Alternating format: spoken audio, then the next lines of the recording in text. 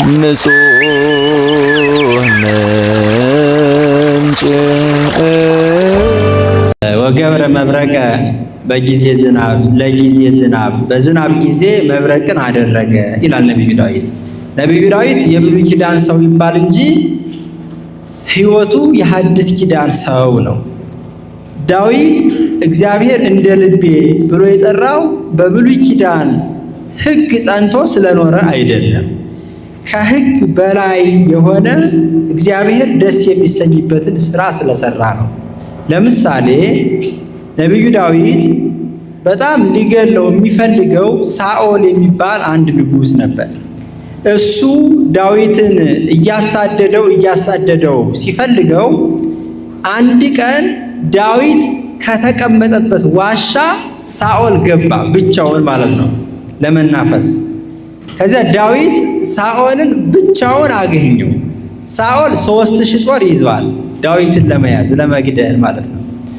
ዳዊት ሳኦልን እንዳገኘው ከዳዊት አጠገብ የተቀመጠው የእህቱ ልጅ አቢሳ ዳዊት አለው፣ እግዚአብሔር ጠላትህን በእጅህ ጣለልህ፣ ስለዚህ ዛሬ እሱን ግደልና በቃ ተገላገል አለው። ዳዊት በኦሪቱ ይችላል፣ ጠላትህን ጥላ ይላል ኦሪቱ ማለት ነው። ዳዊት ግን ምን አለ? እግዚአብሔር ቀብቶ ያነገሰው ሳኦል ላይ እጄን በክፋት አላነሳም፣ እርሱ ራሱ እግዚአብሔር ይጣለው እንጂ እኔ እሱን አልጣለው ማለት ነው። ይሄ ጠላትን መውደድ በኦሪቱ የነበሩ ሰዎች ያላደረጉት ነው። ዳዊት ግን ያን ጊዜ የሰራው ነው ማለት ነው። ይሄ በጣም የሚያስደንቅ ነው። ዛሬ ትናንት ጥሩ የነበረ ሰው ዛሬ በስነ ምግባሩ ሲወድቅ ትናንትን ማን ያያል? ዛሬ ነው አይደል የምናየው? ዛሬ በስነ ምግባሩ ጥሩ የነበረ ሰው ክፉ የነበረ ሰው ነገ ደግሞ ጥሩ ሰው ሲሆን ነገን ማን ያያል? ትናንትናን ማን ያያል? ንስሐ ገብቶ እግዚአብሔር ይቅር ብሎት የሰዎች ልቡና ግን ይቅር አይለውም። እንደዚያ እኮ የምንጠራቸው ሰዎች አሉ ዛሬም በልማድ ማለት ነው። ለምሳሌ ማርያም ኃጢት ምንላታለች? ኃጢአተኛዋ ማርያም ማለት ነው አይደል? ማርያም እኮ ዛሬ ኃጢአተኛ አይደለችም። ኃጢአተኛ የነበረችው ትናንት ነው። ማርያም ዘማ ምንላታለን እኮ አመንዝራዋ ማርያም የምትባል ሴት አለች። ዛሬ አይደለችም፣ ትናንትና ግን በዚያ ሕይወት ነበረች እሷ። ሰው አይረሳም ማለት ነው። ሰውም ይቅር አይልም ማለት ነው። በብዙ ለመናገር ነው። ዳዊት ግን ባላጋራውን የተመቻቸ ቦታ ላይ አግኝቶ እግዚአብሔር ይፍረድ ብሎ የተወ የፍቅር ሰው ስለሆነ እግዚአብሔር ዳዊት ምን ይለዋል? እንደ ልቤ ይለዋል፣ የልቤ ሰው ይለዋል። በእግዚአብሔር ልብ ያለውንም አውቆ የተናገረ ማለት ነው። እግዚአብሔር እንደዚህ ጠላቶቹን የሚወድ ነው። ቅዱስ ጳውሎስ በሮሜ መልእክቱ ላይ ምን ይላል? እንዘ ጸሩ ንህነ ተሳለነ በሞተ ወልዱ፣ እኛ የእግዚአብሔር ጠላቶቹ ስንሆን በልጁ ሞት ይቅር አለን ይላል። እግዚአብሔር ጠላቶቹን ይቅር ያላቸው በልጁ ሞት ነው። ቅዱስ ዳዊትም እንደዚሁ ጠላቱን አግኝቶ አንድ ጊዜ ሳይሆን 2 ጊዜ የተወሰው ነው። እርሱ ራሱ ምን አለ? አንሰ አዶኩ ፍናው ሀለፉ ፍናው እጹባተ፣ እኔ የሚያስጨንቁ መንገዶችን አለፍኩ ይላል። የሚያስጨንቅ መንገድ ሕይወት የተባለው ጠላትን ምቹ ቦታ ላይ አግኝቶ መተው ነው ማለት ነው። ይሄ ዳዊትን ልበ እግዚአብሔር አሰኝቶታል። በሐዲስ ኪዳን ያለን ኦርቶዶክሳውያን ሁሉም ሰው ላይሆን ይችላል። የተጣሉንን ይቅር እንበል ለማለት ነው። የተጣላውን ይቅር የማይል ሰው የእግዚአብሔር ሊሆን አይችልም ነው እያልን ያለነው። ልብስ የእግዚአብሔር ሊሆን አይችልም። ለምሳሌ እኛ እንደምንጠመጥመው ፓኪስታን አካባቢ ያሉ የእስልምና እምነት መሪዎች ይጠመጥማሉ። አለባበስ የእግዚአብሔር ሊያሰኝ አይችልም ማለት ነው። እንደ ሌዋውያን ይጠመጥማሉ። እኛ ሀገር ያሉ እስላሞች እንደሚያደርጉት አይነት ቆብ ሌላ ሀገር ያሉ ክርስቲያኖች ይለብሱታል። ይሄ አለባበስ ነው፣ ባህል ነው ማለት ነው። ክርስትና ሕይወትና ውስጣዊ ማንነት ነው። ስለዚህ ይቅር እንበል ለማለት ነው። ይቅር እንበል ለማለት ነው። ዳዊት በዚህ መንገድ የእግዚአብሔር ልብ ተብሏል።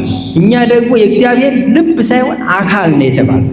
የሰማችሁ ነው ማለት እኛ ለእግዚአብሔር አካል ተብለናል። አካል ብቻ ሳይሆን ቤት፣ የመንፈስ ቅዱስ ቤት ማደሪያዎች ተብለናል። ስለዚህ የእግዚአብሔር ቤት ቂመኛ ሰው ሊሆን አይችልም።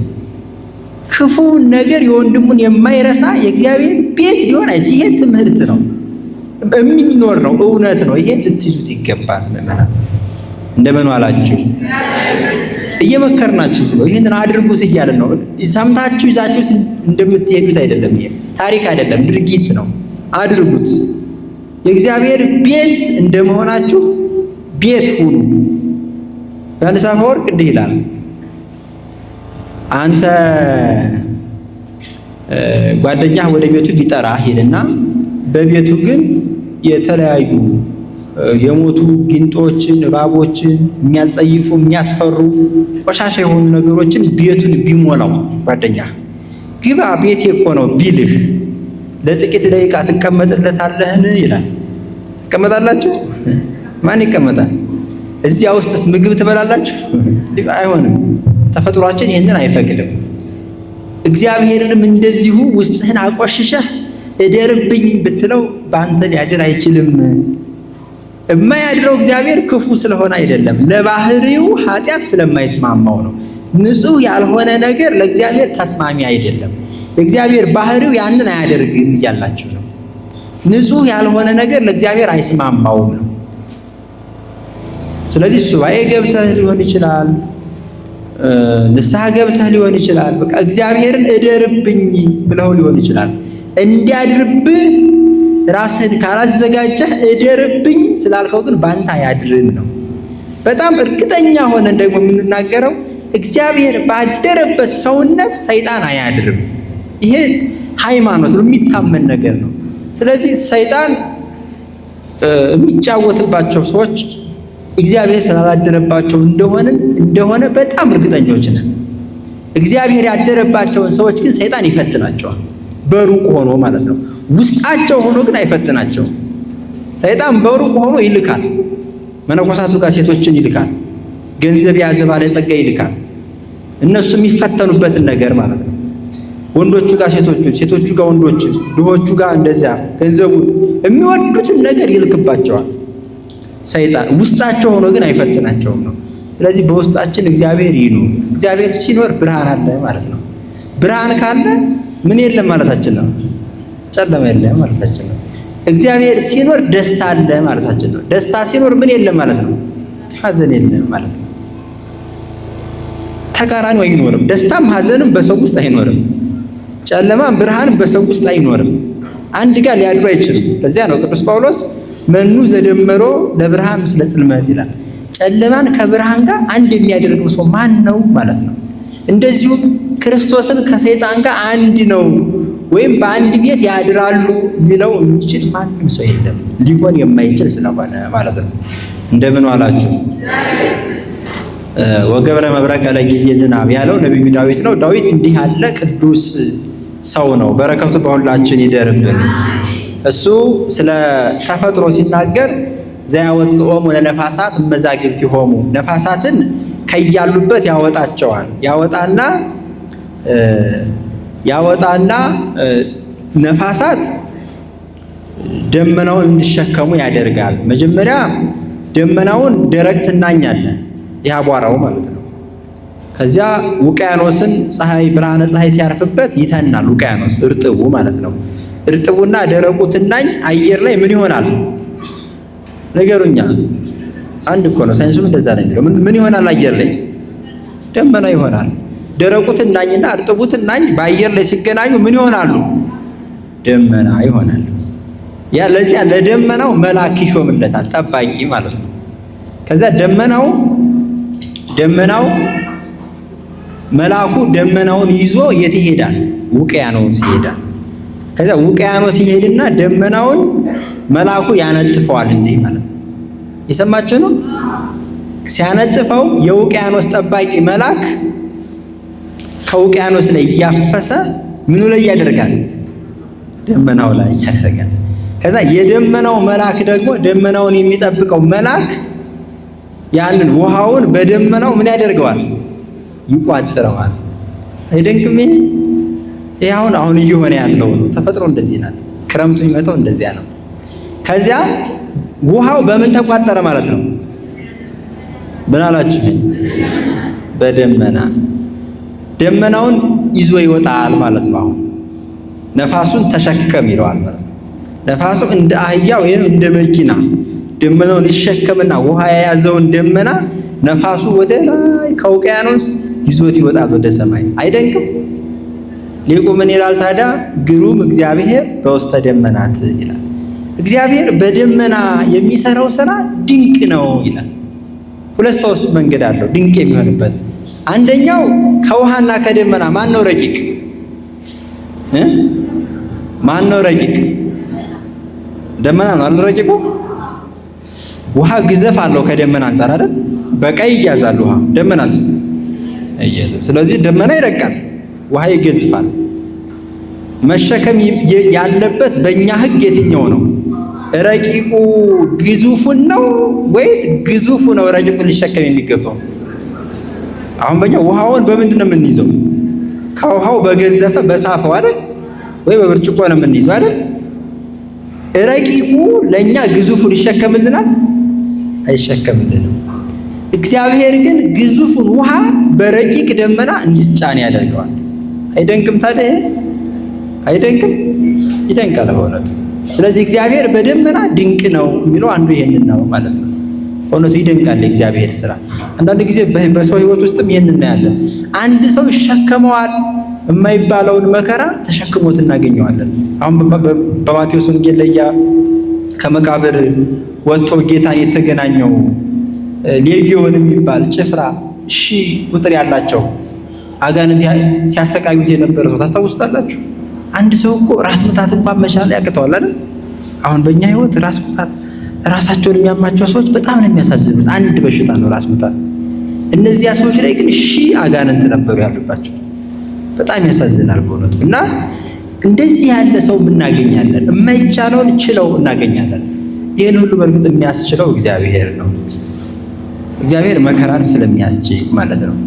ሁለተኛው የሚያስደንቀው ነገር ፍጥረታት በዚህ መንገድ እንዲታዘዙ ማድረጉ እግዚአብሔር ደመናው ውሃን እንዲሸከም፣ መልአኩ እንዲጭን፣ ነፋሱ እንዲሸከም ይሄ የስነ ፍጥረቱ በየጊዜው ድርጊቱን ስታዩት በጣም ስለሚያስደንቅ እግዚአብሔር በደመና ድንቅ ነው ተብሎ ተጽፏል ማለት ነው።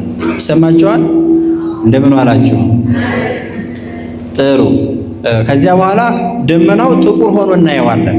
ውሃም ጥቁር አይደለም፣ ደመናም ጥቁር አይደለም። ጥቁር ሆኖ የምናየው ነፋሱን ነው ማለት ነው። ስለዚህ ምን ይላል ዳዊት? አሁንም ጻልሙ ማያት በውስተ ደመናት ይላል። በደመናው ውስጥ ያሉት ውሆች ጠቆሩ ይላል። ውሃው አይጠቁርም፣ ደመናውም አይጠቁርም፣ ነጭ ነው። አሁን በፕሌን ስንሄድ ካያችሁ ደመናው ነጭ ነው። ከታች ፕሌኑ ከላይ ሆኖ ስናየው ነጭ ነው ሲርመሰመስ ማለት ነው። ደመናው ውስጥ ጥቁር ሆኖ የሚታየው ነፋሱ ነው ማለት ነው። ከዚያ በኋላ ዝናቡ ለምድር ይገኛል ነው ርዕሳችን። ለዝናብ ጊዜ ምን አደረገ ነው? መብረቅን አደረገ። ያ ደመናው ውሃውን ቋጥሮ ሲወጣ በመንገድ ላይ በደመናው ውስጥ ውሃው እርስ በርሱ ምን ይሆናል? ይፋጫል። ሲፋጭ ምን ይገኛል? መብረቅ ይገኛል። ልክ ውሃ ሞቆ ውሃና ውሃ ሲፋጭ ምንድን ነው የሚገኘው? አረቄ አይደል? አሁን አረቄ የሚገኘው እንደዚያ ነው አይደል? ትኩስ ውሃ አለ፣ እህል አለ። ያንን እናቶቻችን ሲያፈሉት እርስ በርሱ ሲፋጭ ያ የእህሉ ንጥረ ነገርና ውሃው ምን ይገኛል? አረቄ ይገኛል ማለት ነው። ሕጸጽ ነው። አነስ ያለ ጎደል ያለ ምሳሌ ነው። መብረቅም እንደዚያው ውሃው እርስ በርሱ በደመና ውስጥ ሲፋጭ መብረቅ ይገኛል። መብረቅ ብልጭልጭታውን፣ ነጎድጓድ ድምፁን እንደዚያ ብለን እንጠራዋለን ማለት ነው። እና መብረቅ ይገኛል ያለውን መንፈሳዊ ትርጓሜውን አይተን ነው ትምህርታችንን የምንጨርሰው። በመጀመሪያ ግን ዝናቡ ከወጣ በኋላ ውሃው መልአኩ አይቶ እየመጠነ እንደ ቦታው እንዳስፈላጊነቱ በሚያስፈልገው ልክ ነው ዝናቡን የሚያዘንበው። አንድ ጊዜ አይለቀው መሬቱን እንዳያጠፋው ማለት ነው። ይሄም የእግዚአብሔር ቸርነቱ ነው ማለት ነው። የዚህ መንፈሳዊ ትርጓሜው ሁለት ነው። አንደኛው በዝናብ ጊዜ ዝናብን ለሰው በሚሰጥ ጊዜ መብረቅ እንዲሰማ፣ ብልጭልጭታው እንዲታይ፣ ነጎድጓዱ ድምፁ እንዲሰማ ማድረጉ ጸአ ብልጭልጭታው ነው፣ መብረቅ አካሉ ነው። እንዲታይ እንዲሰማ ማድረጉ እግዚአብሔር ወልድ ለሰው ልጆች ምሕረትን ባደረገባት ጊዜ ሰው ሆኖ ምሕረት ዝናሙን በሰጠ ጊዜ ተአምራት እያደረገ ሙታንን እያስነሳ በስጋም በነፍስም የሞቱትን ማለት ነው ምሕረት ስጋዊ ሰው መሆኑን እንደሚያደርግ ማሳያ ነው ብሎ ሊቃውንት ተርጉመውታል። በዝናብ ጊዜ በክረምት መብረቅ መታየቱ ግርማ ነው። መብረቅ ማለት ነው መታየቱ ክርስቶስ ሰው ሆኖ እኛን ሲያድን ተአምራት እንደሚያደርግ በአስፈሪ ግርማ እንደሚገለጥ ማሳያ ነው ብለው ተርጉመውታል ማለት ነው። ይሄ ደግሞ እውነት ነው። ጌታ በቢታንያ 4 ቀን ተቀብሮ የነበረ አልዓዛርን አስነስቷል። ይሄ በምህረቱ ውስጥ እግዚአብሔር ያሳየው ግርማ ነው ማለት ነው። የ4 ቀን ሬሳን ጠርቶ የሚያስነሳ የወልድ ትምህርት የወልድ ቃል በጣም ያስፈራል ከመብረቅ በላይ ማለት ነው። ከዚህ አንጻር ነው ሊቃውንቱ ይህንን ያዩት። ሁለተኛው ወገብረ መብረቀ ለጊዜ ዝናብ፣ በዝናብ ጊዜ እግዚአብሔር መብረቅን እንዳዘጋጀ ሰዎች ምህረትን ለማግኘት የተሻለ ነገር ለማግኘት መከራ እንደሚገጥማቸው ማሳያ ነው ብለዋል። ይህንንም የዳዊት መተርጉማን ሲተረጉሙ በዝናብ ጊዜ መብረቅን አደረገ የሚለው ሐዋርያት በመንግሥተ ሰማያት ታላቅ ጸጋ ክብርን ለማግኘት ለምዕመናንም ልጅነትን ለመስጠት ወንጌልን በሚሰብኩበት ጊዜ መከራ እንደሚገጥማቸው ማሳያ ነው ብለው ተርጉመውታል ማለት ነው። በእኛ ሕይወት እናት ልጅን ከብዙ ምጥ በኋላ ነው የምታገኘው አይደል? የታመመ ሰውም ለመዳን አሁን እዚህ ያላችሁ ከገዳም የመጣችሁ ሰዎች ገዳም መጣችሁ አዳራሽ ስትተኙ ምግብ ለውጣችሁ ቆሎ በልታችሁ እንደዚህ በተወሰነ ስርዓት ስትኖሩ በጣም ጭንቅ ነው። ይሄ መብረቅ ነው ማለት ነው። መብረቁ ግን እንዲሁ በደረቁ አይደለም የታዘዘው፣ በዝናብ ጊዜ ነው ማለት ነው። በምትድኑበት ጊዜ እንደዚህ ያለ ተጋድሎ ያስፈልጋል የሚለውን የሚያሳይ ነው ብለው ሊቃውንት አብራርተውታል ማለት ነው። ስለዚህ አሁን ያለንበት ዘመኑ ክረምት ነው። በክረምት መንፈሳዊ ትርጓሜው በእጅጉ ብዙ ነው። መብረቁ ብልጭ ሲል ዝናቡ ሲመጣ ምሕረት ልናገኝ ስንል አጋንንት ይፈትኑናል የሚለውን ትምህርት እንድትይዙ ለማድረግ ነው። ይህንን ብዙ ሰው አይወድም። እግዚአብሔር ለምን ፈተነኝ? ምን ነው መዳን አቃተኝ? ብዙ ጊዜ ሆነኝ፣ ህመሙ እየጸናብኝ ነው ይላል። ህመሙ እየጸና ሲሄድ ብዙ ጊዜ መዳኑ እየቀረበ እንደሄደ ማሳያ ይሆናል። የሁሉም ነው ማለታችን ስላልሆነ ማለት ነው። ይህንን በደንብ አድርጋችሁ ያዙ። ሌላው በክረምቱ እግዚአብሔር ዝናቡን ሲያመጣ በዝናቡ መብረቅ ብልጭ ሲል በስነ ፍጥረት የምንረዳው በመብረቅ ብርሃን የሚለመልሙ እጽዋት አሉ። ብርሃኑ ብቻ ስላዩ ማለት ነው። በመብረቁ ድምፅ የሚወለዱ ፍጥረታት አሉ። ለምሳሌ ዋልያ ልጇን የምትወልደው የመብረቅ ድምፅ ስትሰማ ነው። ሌሎች እጽዋቶች አሉ። በብርሃኑ ብልጭታ የሚፈነዱ አበባዎች አሉ። ይሄም ለክርስቶስ ምሳሌ ነው። በድምፁ ከሚያስጨንቃት ምጥ የምትገላገል እንስሳት ዋልያ እንዳለች ሁሉ በክርስቶስም ትምህርት ሰው ሆኖ በማስተማሩ ኦሪት ቤተክርስቲያን ወንጌል ሆናለች፣ ምኩራብ ቤተክርስቲያን ሆናለች ማለት ነው። እንዲሁም በኃጢአት የተጨነቁ ነፍሳት ከሲኦል ወጥተው ገነት ገብተዋል። በደዌ ይጨነቁ የነበሩ ሰዎች ሁሉ በክርስቶስ ቃል መናፍስቱ ወጣችሁ ሂዱ እየተባሉ እየታዘዙላቸው ድነዋል ማለት ነው። መንፈሳዊ ትርጓሜው ይህንን የሚያሳይ ነው ማለት ነው። በብርሃኑም እንደዚያው በክርስቶስ ታምራቱ ዛሬ ድረስ በሐዋርያት የተሰበከው የክርስቶስ ቃል ዓለምን እየፈወሰ እያዳነ እንደሚኖር ማሳያ ነው ብለዋል። ስለዚህ ክረምቱ መንፈሳዊ ትርጓሜው በእኛ ሕይወት ላይ ይህን የመሰለ ትምህርት የሚሰጥ ነው ለማለት ነው። የሰማችሁ ነው። እንደምን ዋላችሁ? በመጨረሻ ክረምት ሲዘንብ የሚደርቁ እጽዋት አሉ። ከዛ ደግሞ በክረምቱ ደግሞ የሚለመልሙ አሉ። መጽሐፍ ጽሜት ምድር ትሴብሖ ለእግዚአብሔር፣ ተጠምታ የነበረች ምድር ረክታ እግዚአብሔርን ታመሰግነዋለች ተብሎ የተነገረው በቁሙ ምድር ታመሰግነዋለች ማለት ዝናብ ስታገኝ የሚለመልሙ እጽዋት ስላሉ ነው። እነዚህ በክርስቶስ ሰው መሆን አምነው ተጠምቀው በወንጌል ተምረው የተለወጡ ሰዎችን የሚያሳዩ ናቸው። ዝናብ ከሌለ ልምላሜ ምድር እንደማታገኝ ሰውም ካልተማረ ለትምህርት ዋጋ ካልከፈለ በህይወቱ ደስታንም በጤንነቱ ጤናንም ማግኘት አይችልም የሚለውን የሚያሳይ ነው። ይሄ ለሁላችንም ግልጽ ነው። ምድር ያለ ዝናብ አልለመለመችም፣ ህይወትም ያለ ትምህርት አይለወጥም። እኔ ሳነብ እንቅልፍ ነው የሚለኝ ይላል የኛ ጎበዝ ማለት ነው። አርሰናል በላ እንትና በላ ስትል ግን እንቅልፍ አይልም። እንደዚህ ያሉ ጎበዞች አሉ ማለት ነው። አርበኞች መጽሐፍ ቅዱስ ማንበብ እንዲሁ አባ ይንገሩኝ ይላል። እንዲሁ እርሶ ይንገሩኝ ስሰማ ነው ደስ የሚለኝ እና ሳነብ እንቅልፍ ይለኛል ይላል። ሳስቀድስም ወገቤን ይቆርጠኛል ይላል። ግን መዳን ይፈልጋል። አይሆንም ይሄ ለማለት ነው። አይሆንም ይሄ አይሆንም። ምድር ያለ ዝናብ እንትን አላለችም፣ ዝናቡም ያለ መብረቅ አልተገለጠም። እንደዚያ ነው። የተስተካከለ ህይወት ያለ ትምህርት አይገኝም፣ ትምህርትም ያለ ፈተና አይገኝም የሚለውን እንድትይዙ ነው። ዝናቡ ሲዘንብ የሚደርቁ እጽዋቶች አሉ፣ ጽድ፣ ሌሎች አንዳንዶች እጽዋቶች ክረምት ሲሆን ይደርቃሉ። ይሄ ሁሉ ዝናብ እየዘነቡ ድርቅ። እነሱ ደግሞ ትምህርት እየተሰጠ ቤተክርስቲያን የህይወት ቃሉን ወንጌልን ሁሉ ጊዜ እያስተማረች አታስተምርም ብለው አያውቁም። እግዚአብሔር የለም ይላሉ። እግዚአብሔር ከሌለ ሰማይና ምድር እንደተመጡ በልማድ ነው ይሉናል። በእኛ ሰውነት ውስጥ እንዴትኛ አይን እጅ እግር በልማድ ይወጣልን? እናት አባቶቻችን በማህፀን ዘርን ዘሩ። አይን እጅ እግርን ግን የሰጠ አንድ ኃይል አለ። እሺ ስሙን ገሌ ነው አንበል። አንድ ኃይል አለ። ከዚያ ደግሞ አንድ ኃይል እንዳለ ካመንን ያ ኃይል ማን ነው የሚለው እንደው መመራመር የለብንም አለብን። ስለዚህ ክረምት እየዘነበ የሚደርቁ እጽዋቶች አሉ፣ በጋ ሲሆን ደግሞ ይለመልማሉ። የጾም ወቅት የማይመቻቸው ሰዎች አሉ፣ ደግሞ መጣ የሚሉ ማለት ነው። አያልቅም ወይ?